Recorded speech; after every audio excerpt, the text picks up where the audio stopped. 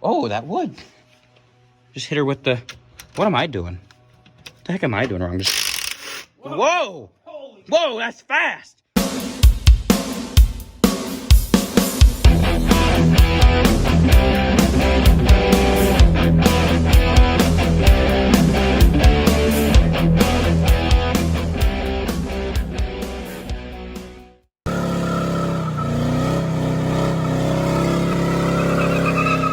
Want to go for a ride in my square body?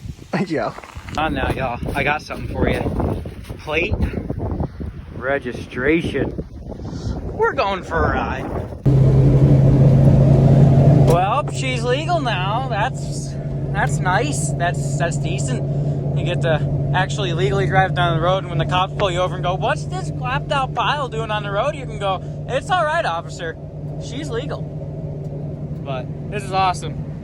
One hell of a moment right here. This is motivation right here, honestly. I mean, for anyone who gets into these types of projects, you know as well as I do, you know, there's so much work that has to be done on this truck yet that it's not even funny, but it just, this moment right here, running it down the road like this, I mean, this is everything. You know, this is what, you know, as a kid you dream about. And, oh, this is awesome. I'm happy I get to share it with everybody, and, oh, this is awesome.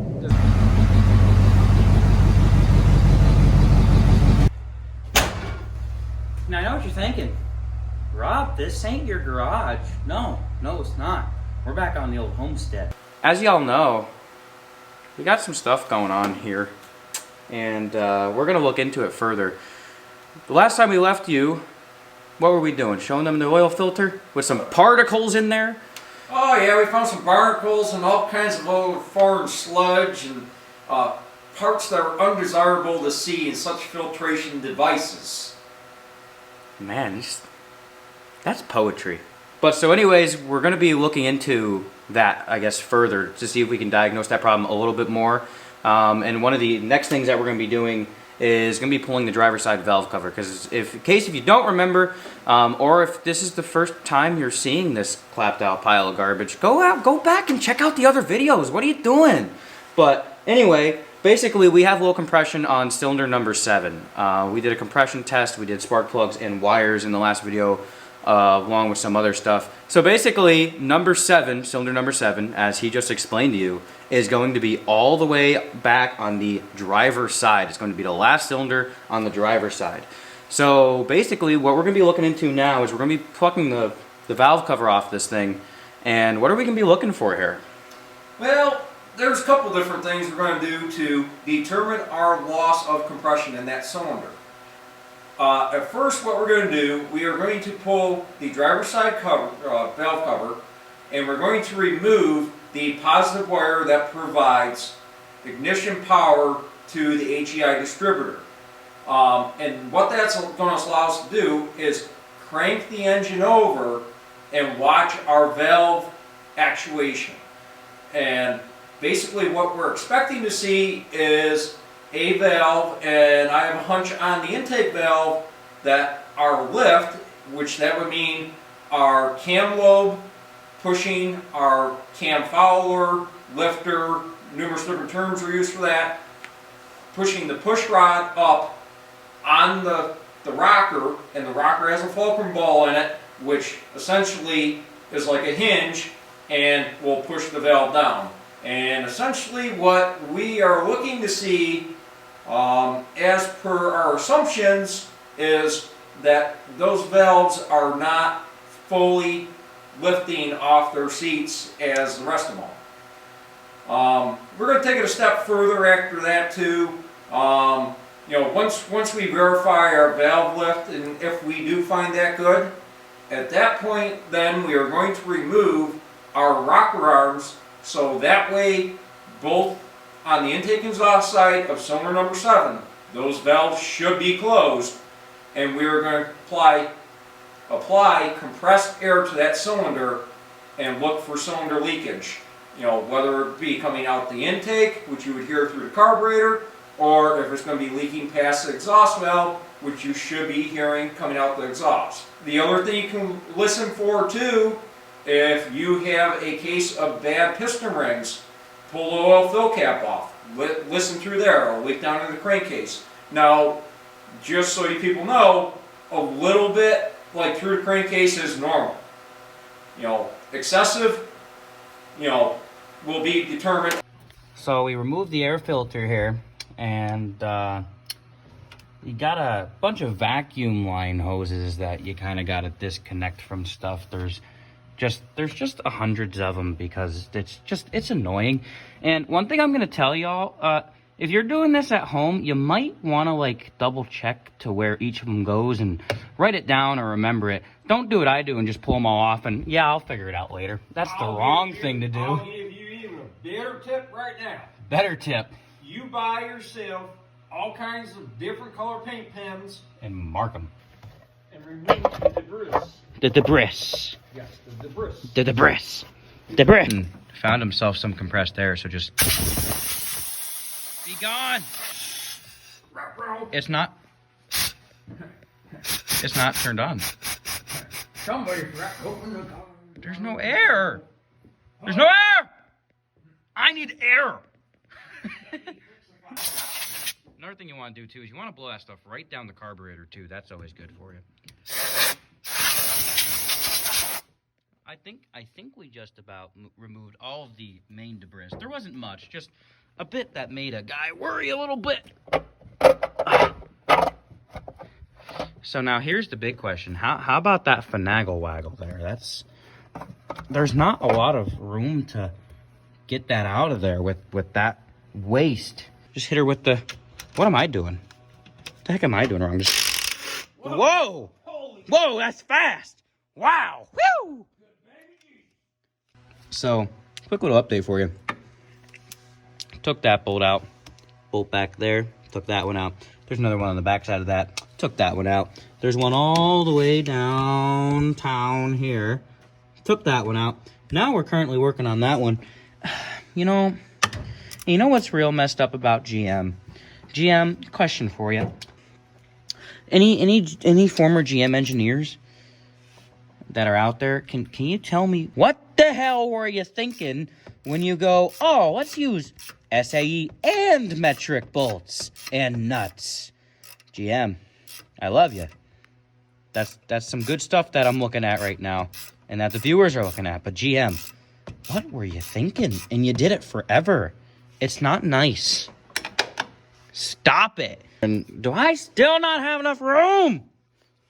Come on, get out of there. Oh, come here, Susan. You're mine now. Come here. One of the things we're going to want to look for here is how much threads are on each stud going down. And number 7 is going to be all the way in the back there. And they all look pretty even, I'd say. So, what's going to be our next move? The wiggle test, as you said?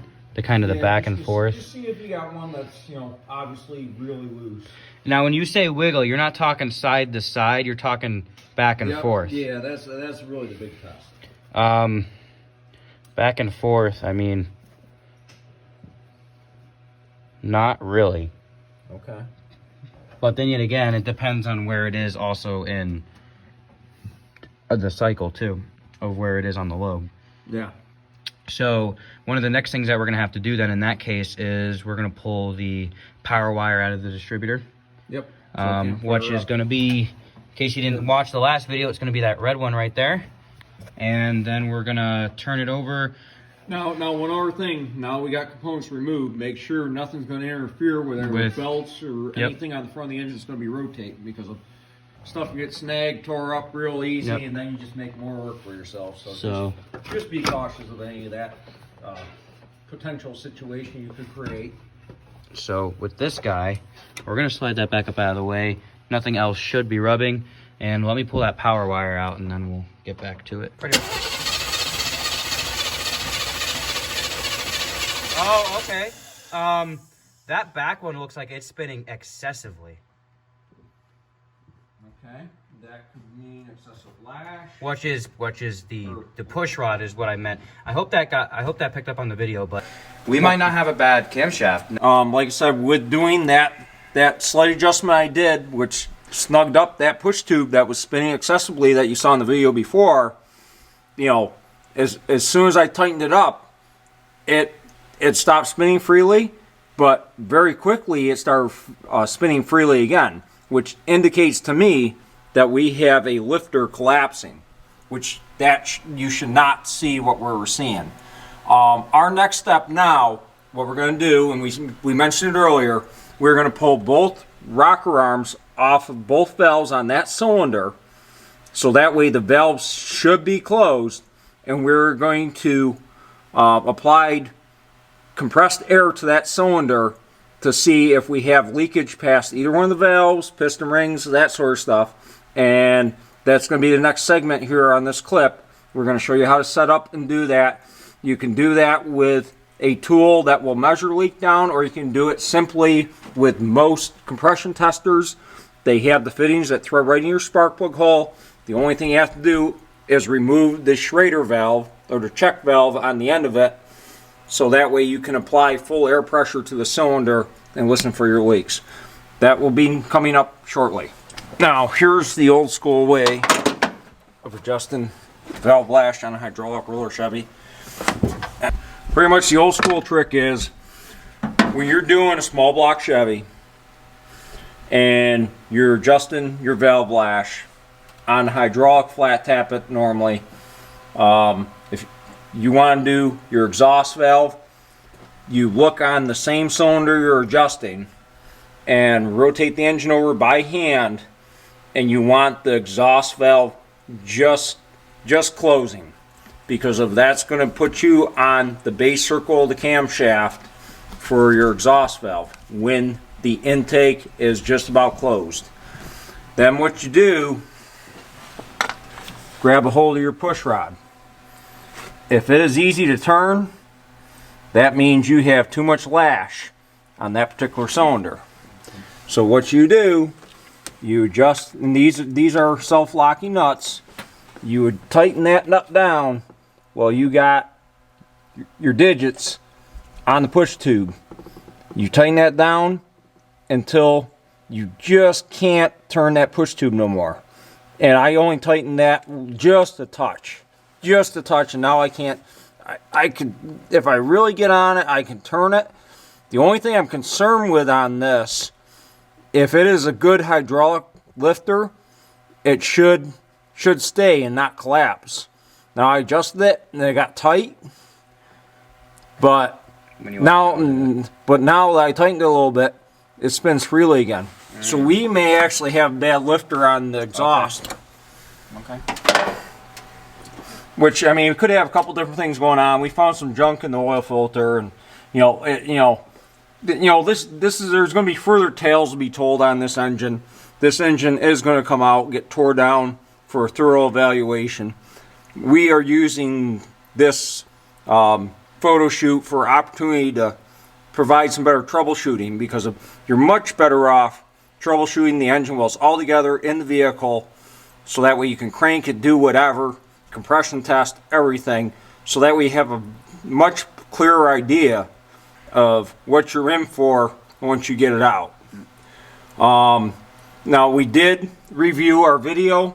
It appears that our valve lift on both the intake and the exhaust rockers appear to be fairly normal for that cylinder, so our preliminary diagnosis of possibly a bad camshaft lobe, we might be a little bit off on that, but we weren't going to just tear into it and say, we're putting a cam in this. That's why we're going further to test this. Boy here, he's pulling it down. What he's doing right now, he is pulling both of the self-locking nuts off of both the intake and the exhaust rockers on cylinder number 7. But the one thing that anytime you take them parts apart and you intend to put them back in the engine, put the engine back into service, make sure you keep them parts separated per where they came off from. Intake push tube, pull it out, clean it, mark it, or set them down somewhere so you know the intake goes with the intake, and the same with a rocker. That it came off, that same spot that's going to go back on both the intake and exhaust side. Make sure you do that, because there's wear patterns, and if not, you're going to possibly create some problems down the road for you. Now all this that we're discussing right now is on a stock production Chevrolet GM, small block V8 Bone stock, baby, bone stock. with a pile of miles. A pile of miles. So, funny story, I want to throw this somewhere in this video somewhere. Maybe it'll be a section that we'll throw in a little bit, but actually I will throw it in a little bit, but I'm going to take a segment here eventually and talk about some of the history on this truck. But from what the guy was telling us, what did he say? It had like 200,000 miles on it or something? He was thinking 200,000 miles. And like, I don't know if that's right. The odometer on the dash says 99,000. So is it just about to roll over for the first time? Is it about to roll over for the second time? I don't know. But the guy said he ran this truck a lot. So... And it was a very good, reliable truck for him. So, I don't know. I guess it's our obligation to make it that way again. Yeah, no, it's definitely gonna happen. There we go. So, not, like I said, self-walking there. That's fine. Anyways. But one thing we are seeing, things are kind of gunked up here. This thing probably, most likely missed a few oil changes in his life, or it had some of the cheaper quality oils on the market put in it to make it live. Everybody's trying to, make things happen on a budget. All right, well, so... there is a few key items that we need to look at, though, on these rockers for wear components, which may also indicate what kind of mileage we have in this, mystery mileage engine. There's three main wear points. One being right here, and if you take your fingernail, and if it's wore excessively, it seems to have some wear on it. It's not cleaned up, so it could be, some grime buildup that you're feeling. The other point you want to look at real good that sometimes will indicate some wear is where the upper part of the push tube will go in there. If you see excessive fretting or anything like that in that hole, that can indicate it. It looks like that. I don't know if that's just me seeing stuff, but in the light, it looks like there's a little bit more of a dimple on the one side. Well, really, the more important part to look is flip it over the other way where the fulcrum ball rides. Nope. We need to look this way. Oh, in there where it actually. And really to wipe it down. Here, let me grab you a rag here and just wipe that thing out a little bit. And that's going to be your major point of wear indication. It's going to be down in there. If this thing's got bazillion miles on it, down in there, and I'll tell you what, it's wore pretty hard. Yeah. Right? I don't know if you guys see in the camera angle, but that thing's got a significant amount of wear in it. But anyways, cylinder leakage tester. Here it is. From the instructions I'm reading and what I'm having explained to me, basically our first gauge here, which is going to be this one, is going to show us the air pressure that we are receiving from the shop air compressor. One thing that I was told that I should probably tell you is that this gauge only goes to 100 psi. So on the regulator for your compressor at your shop, you want to have it set to 100 psi or less so you don't damage the gauge. Kind of important, I guess. You don't want to break the dang thing. I don't even want to know how much this costs, so we're just... Shoop. Anyway, the next gauge from, again, what I'm being told and what I understand, that's going to be the actual gauge that is going to give us the leak down reading. So basically, from what I'm understanding is shop compressor air fitting to this guy. It's going to fill this gauge up. And then we have a quick connect over here.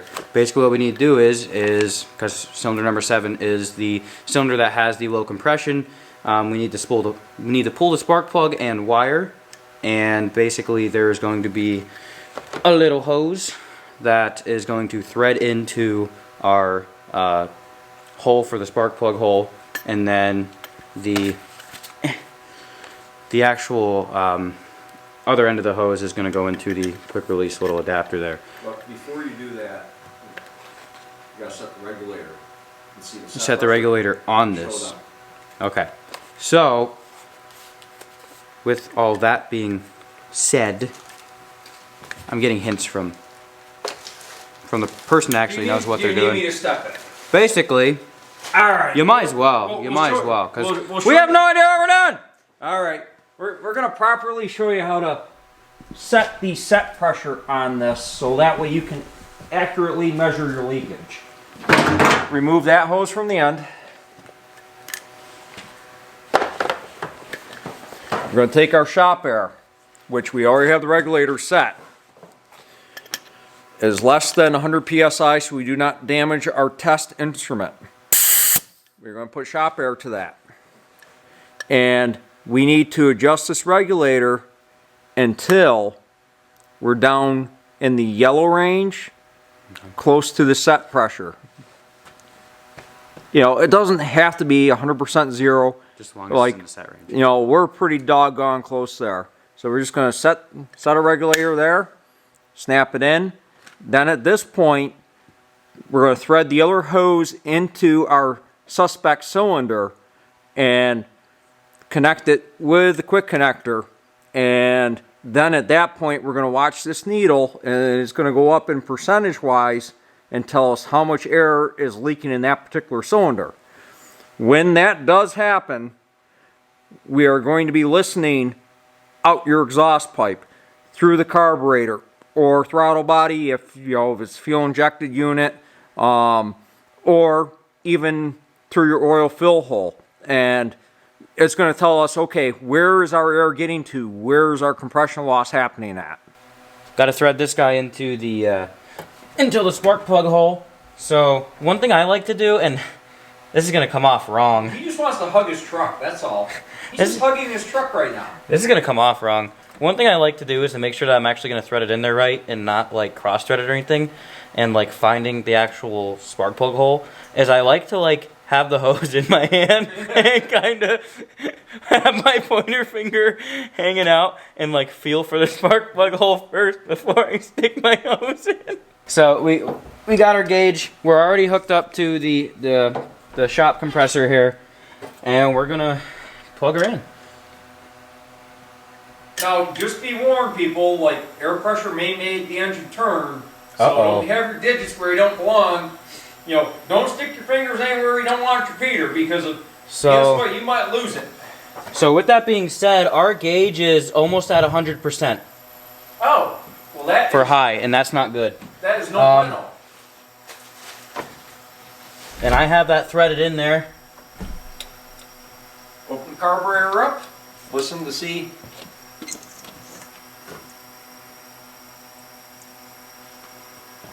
Don't hear nothing out of the carb. We'll pull the oil fill cap off, see if we hear anything coming out of that. Yep.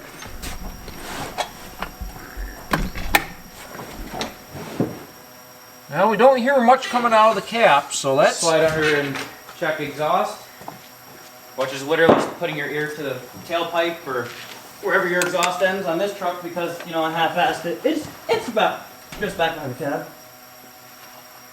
I hear a little bit out of the exhaust. So, now the one other trick you can do, folks, if you suspect, like, I don't hear much coming out of the crankcase, so that is an indication that we're not leaking it past the rings, we're leaking some pressure past the valves. There is one next step you can take to possibly see if you can reseat the valves, if you got a burnt valve or anything like that. And that is pretty much whack the valves like a hammer. Obviously, in this installation, you're going to need a longer handle or something like that. But whack on each one of the valves and see if your measurement changes at all.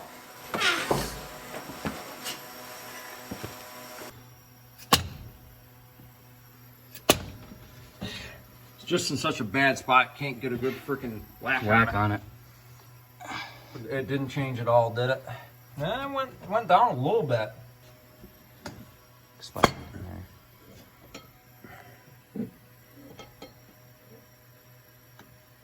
Now, usually you're best off with a softer implement of persuasion.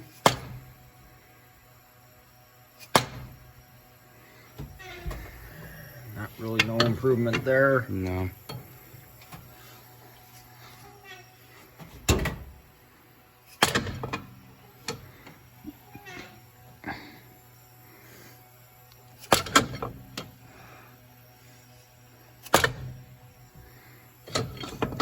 No, I was supposed to say it really didn't quite move all that much.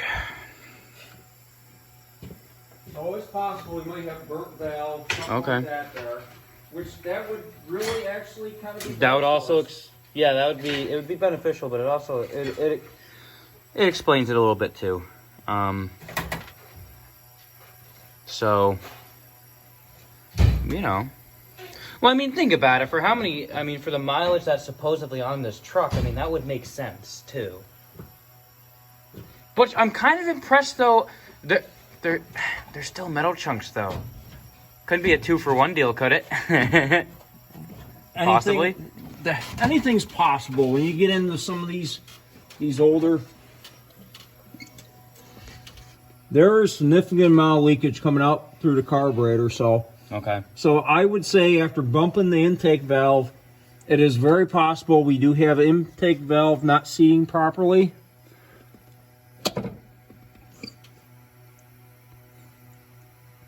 There's a little bit there. There's definitely some leakage there. I don't know if I would say that is any more than normal than what I expect out of a high mileage engine. How much did you hear coming out the exhaust side? Not a significant amount, but it's noticeable where you did hear it a little bit. Any compression tester is going to have a Schrader valve in the end to lock the pressure in, so that way it maintains it on the gauge when you stop cranking the engine and come look at it. Yeah, that was Now just a you joke. can This one's also 7%. utilize them as long as they have the quick connectors that you can couple an air hose to on the end. Show them the other end. You can couple air hose to that and pressurize the cylinder with full shop pressure.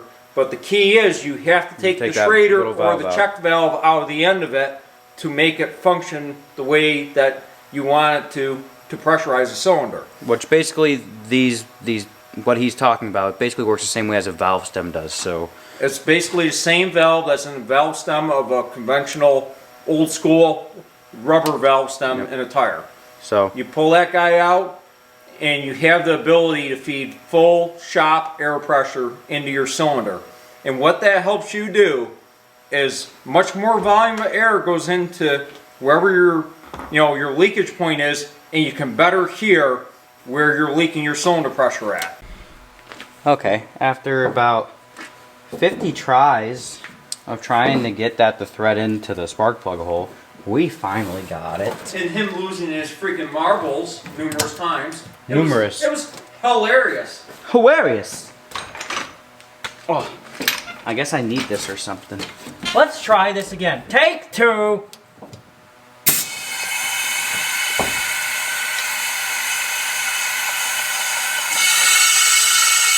Big time carb. Okay, so we're far off. I'm thinking. Let me go check the. Should I check the exhaust too while I'm here? Nope, sounds out, man.